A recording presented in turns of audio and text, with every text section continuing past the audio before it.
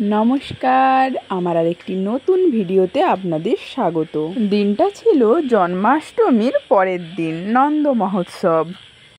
নাড়াজোলে নতুন তৈরি হওয়া এই আশ্রমে গিয়েছিলাম প্রসাদ পাওয়ার জন্য।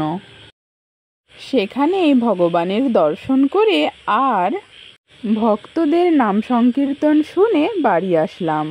এই আশ্রমে প্রতিদিনই হয় আরতি।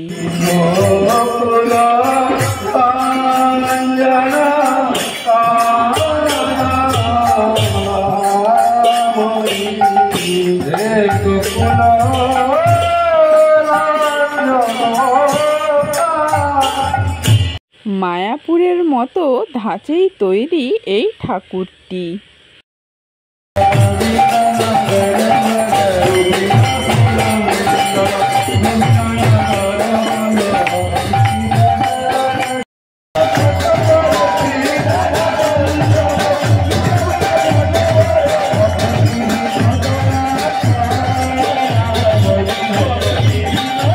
উৎসবে 56 ভোগ রান্না হয়েছিল ঠাকুরের জন্য, কিন্তু আমাদের মতো অধমের জন্য 3টেই প্রসাদ ছিল। একটা হলো ডাল, ভাজা আর একটা তরকারি, ওই সব রকম দিয়ে যাকে বলা হয় বাগান চচ্চড়ি টাইপের, আর ছিল মটর পনির, সাথে চাটনি, পায়েস, পাঁপড়ও ছিল।